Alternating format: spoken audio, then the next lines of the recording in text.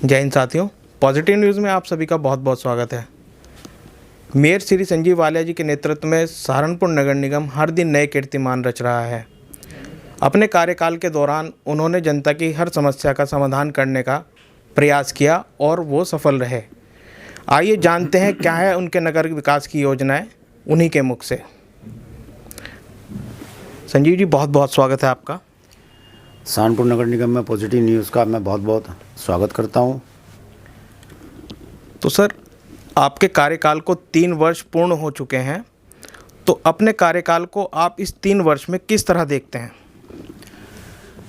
निश्चित तौर से मैं कहूँगा कि अगर पूरे हिंदुस्तान के शहरों को हम श्रेणियों में बांटना शुरू करें तो ABCD 4 श्रेणी बैठती है, और सहारनपुर नगर निगम श्रेणियों की दृष्टि से, क्योंकि पिछले 10 साल से यहाँ चुनाव ना होना सहारनपुर नगर निगम के, और स्थिति बहुत बदतर थी। D श्रेणी में ये शहर आया करता था, तो पहले मैं इसे D से C पे लेके आया। आज B पे मैं मान सकता हूँ कि कहीं ना कहीं हम लोग स्वच्छता की रैंकिंग भी अगर आप देखो, जब 2018 में मैंने अपना कार्यभार संभाला था तो लगभग 750 शहर की जो स्वच्छता की रैंकिंग जो आदरणीय प्रधानमंत्री नरेंद्र मोदी जी ने 2014 में प्रधानमंत्री बनने के बाद शुरू की थी, सहारनपुर की रैंकिंग 349 थी, और 2019 में एक लंबी छलांग लगाने के बाद वो रैंकिंग हमारी 92 आई, और 2020 में अभी 4 महीने पहले जो रैंकिंग हरदीप पुरी जी हमारे शहरी विकास मंत्री हैं उन्होंने घोषित की, उसमें पूरे हिंदुस्तान में इसका नंबर 49वां और पूरे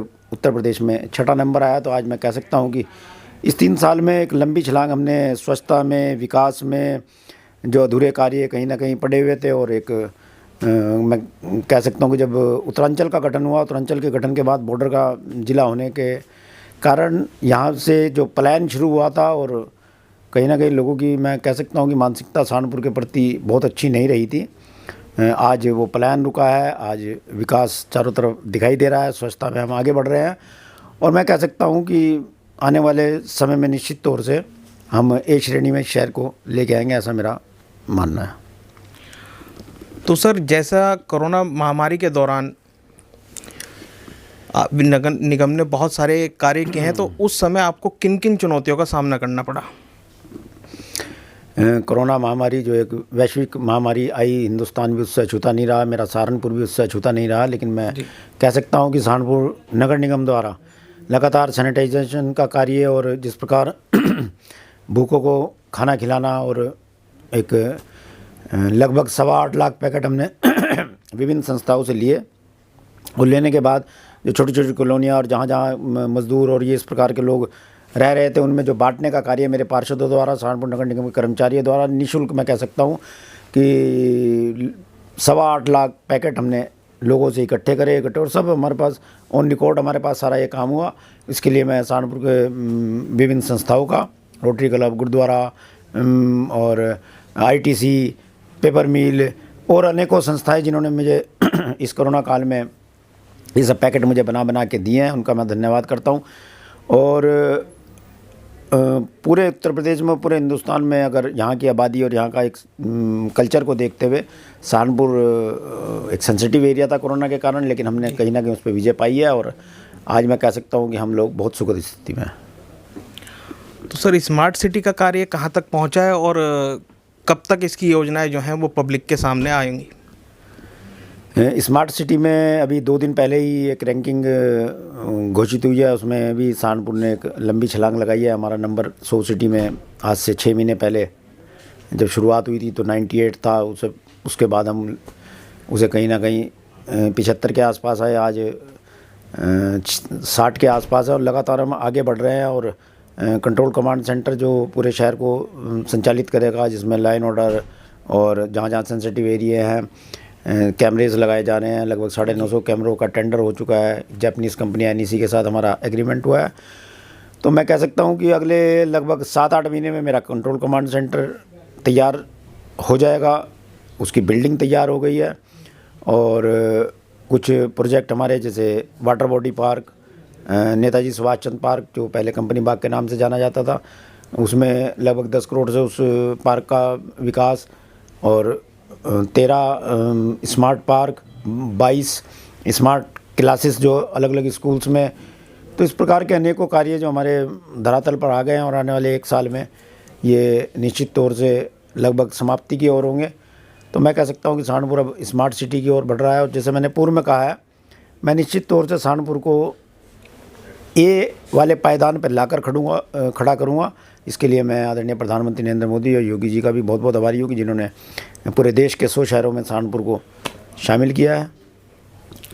तो सर किस किस तरह की योजनाएं और इसके अलावा शहर के लिए चल रही हैं, उनके बारे में थोड़ा बताइए। अमृत योजना के तहत 95 करोड़ रुपए से एक जल निगम द्वारा जो शहर का हमारा नया एरिया है उसमें सीवर लाइन का कार्य चल रहा है।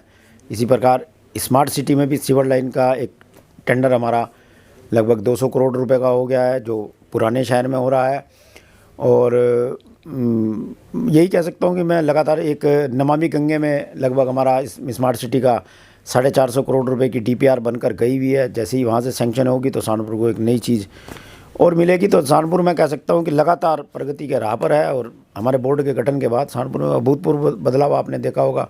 जिस प्रकार उद्यान विभाग का गठन मैंने किया है, उद्यान विभाग द्वारा लगातार सड़कों पर और पेड़ और पार्कों में कार्य हो रहा है।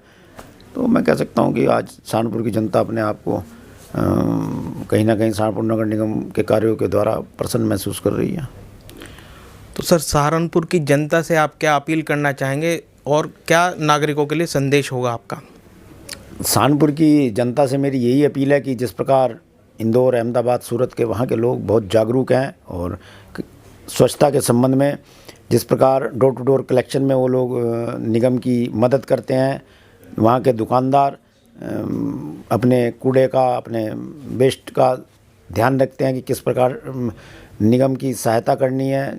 कुछ यहाँ पे कमियां हैं, कूड़े को बाहर फेंक देना और पॉलीथीन पे 100% मैंने पिछले 1-1.5 साल से बड़ी सख्ती की हुई है। पॉलीथीन का उपयोग बिल्कुल ना करें और समय समय पर जो टैक्सेस हैं, जो सहारनपुर नगर निगम से संबंधित जितनी भी सेवाएं हैं, उन सेवाओं का लाभ लेने के लिए उनका सहयोग करें और जो अपने टैक्सेस हैं उन्हें समय पर पूरा करें, जिससे कि सहारनपुर नगर निगम का कार्य आगे बढ़े। यही अपील मैं सहारनपुर की जनता से करना चाहूँगा। तो ये थे हमारे साथ संजीव वालिया जी, जिन्होंने शहर के विकास रथ को आगे बढ़ाने का काम किया है। अगले हफ्ते फिर हम हाजिर होंगे ऐसी ही एक शख्सियत के साथ।